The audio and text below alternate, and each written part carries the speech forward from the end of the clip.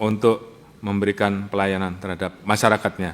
Kita membangun 89 posko tanggap bencana, 39 posko kesehatan, serta 23 unit dapur lapangan, termasuk juga kita membangun MCK di Aceh dan MCK di Sumut, karena ini juga menjadi salah satu kebutuhan dasar yang harus kita perhatikan. Kemudian hal lain yang juga menjadi salah satu kebutuhan dasar bagi masyarakat pengungsi adalah kebutuhan terhadap air bersih. Oleh karena itu Polri mendukung dan menargetkan pembangunan sebanyak 567 fasilitas sumur bor pada 3 provinsi terdampak bencana. Saat ini sudah ada 341 titik sumur bor yang telah aktif, dan kami terus akan melaksanakan pembangunan sesuai dengan titik-titik yang dibutuhkan oleh masyarakat, baik di Provinsi Aceh, Sumut, dan Sumbar. Namun karena saat ini sepertinya di beberapa provinsi sudah melepaskan status tanggap daruratannya, maka kami saat ini mulai lebih fokus kepada wilayah-wilayah yang membutuhkan, antara lain adalah wilayah Aceh. Polri juga melakukan perbaikan dan pembangunan 40 unit jembatan, ada 19 unit telah selesai dibangun, 7 dalam proses pembangunan, dan 6 dalam tahap distribusi dan tahap perencanaan. Kami bangun di Aceh 21 jembatan, di Sumatera Utara 3 jembatan, di Sumatera Barat 16 jembatan, dan saat ini kita sedang mempersiapkan jembatan Bili. Kemudian kami juga berusaha untuk mendorong pembangunan hunian tetap dan asrama, khususnya di wilayah Aceh Tamiang. Untuk tahap pertama ini kami mencoba untuk melakukan peninjauan, dan alhamdulillah kita dapatkan 6 hektar tanah dari PTPN yang kemudian dihibahkan ke Pemkab.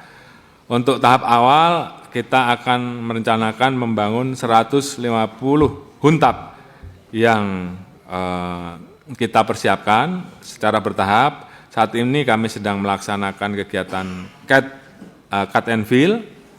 Kita targetkan selesai 2 minggu, dan progres selanjutnya adalah pembangunan huntap, termasuk juga pembangunan 86 unit asrama di Aceh dan 25 asrama di Sumut yang juga terdampak bencana.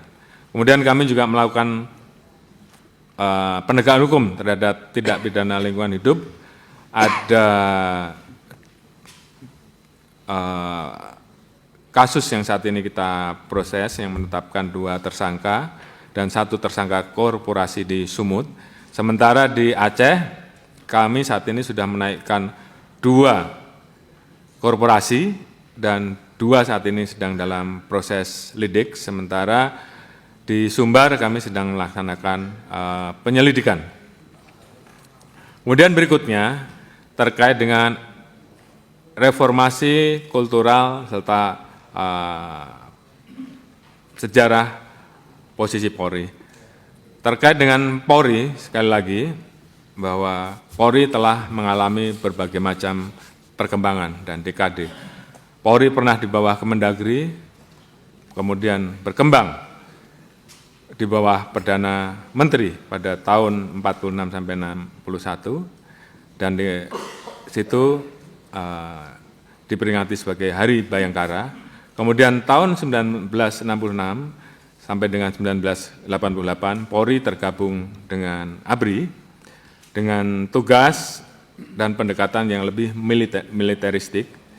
Kemudian pasca reformasi, Polri terpisah dari TNI. Polri memiliki momentum untuk membangun ulang doktrin, struktur, akuntabilitas, dan mekanisme, dan menurut mempersiapkan diri untuk terus menuju roadmap menjadi civilian police.